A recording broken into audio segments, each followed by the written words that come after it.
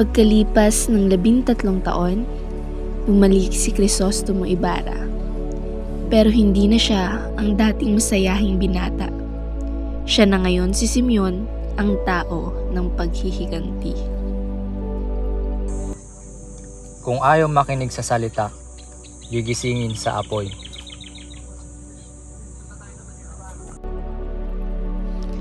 Pinili niyang gumamit ng panlilinlang at galit para makamit ang pagbabago.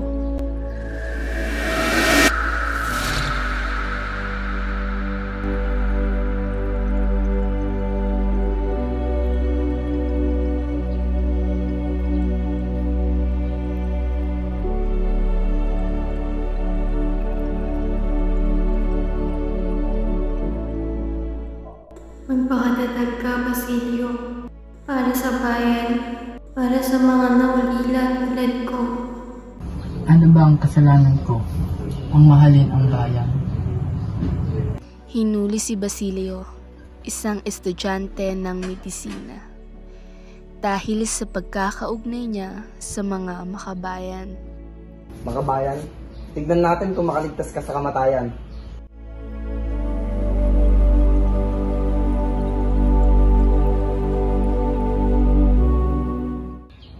Gagaling ang mga sugat, pero ang sugat ng bayan, kailan pa?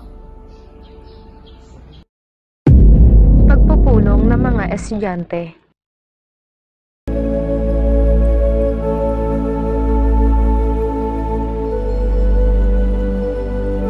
Panalo man o talo, kailangan nating simulan.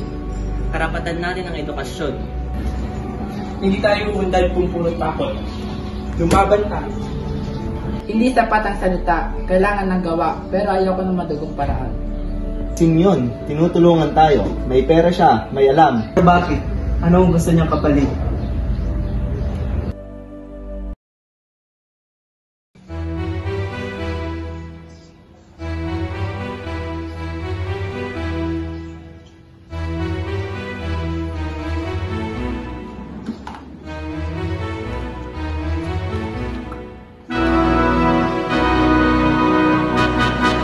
Lihim na plano ni Simeon. Sa isang pagsabog, mawawala na ang bulok na sistema. Wala ng takot, wala ng awa. Simeon, ito ba talaga ang tamang daan? Kung ayaw nilang magbago, kailangan silang gulatin ng kamatayan. Kung sa dugo lang matatapos ito, di ba't wala rin pinagkaiba? Sa kasalan.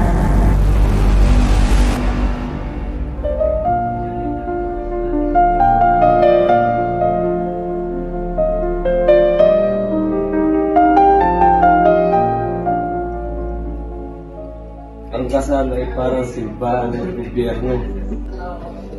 Magkasama hindi pwede paghiwalayin.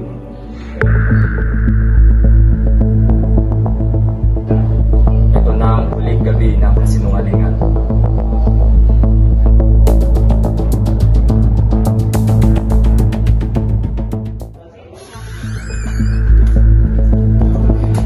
May panganib, alisin ang lampara.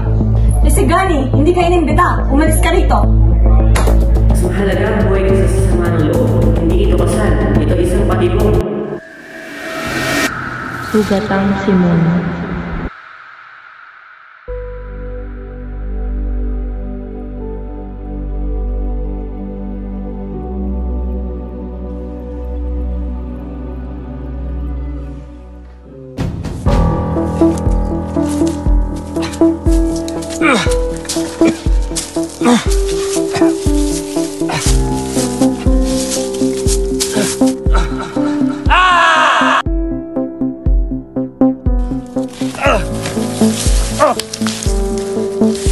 Diyos ko!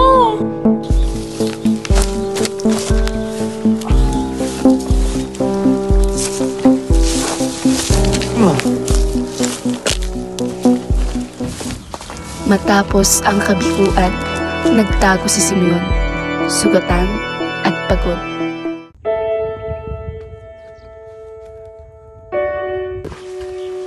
Padre, nabigo ako. Puno ako ng galit at sama ng loob. Ang tunay na tagumpay ay nasa tiyaga at pananalin.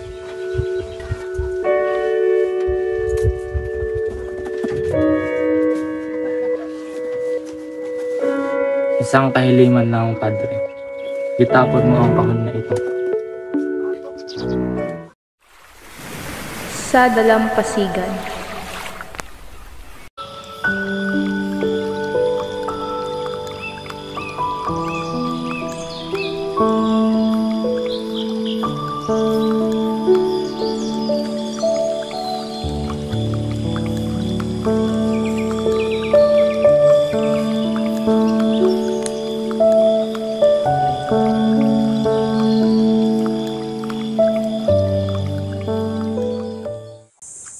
Galing ka sa kasakiman at kasamaan.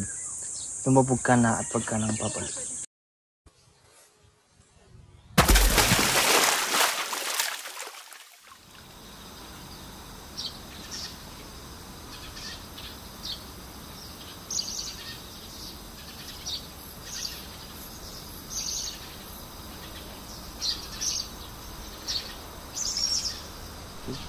Patawat, Ginang Bayan.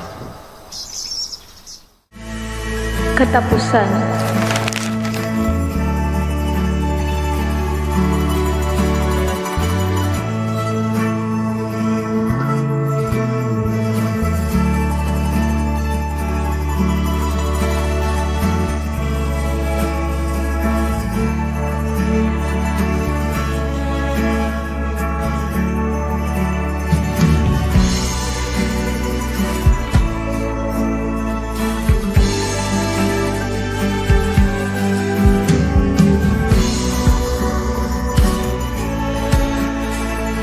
Ang tunay na revolusyon ay hindi lang sa baril.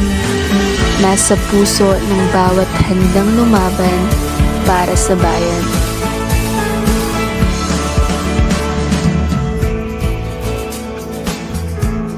Para kay Dr. Jose Rizal at sa lahat ng nag-aalay ng buhay para sa kalayaan.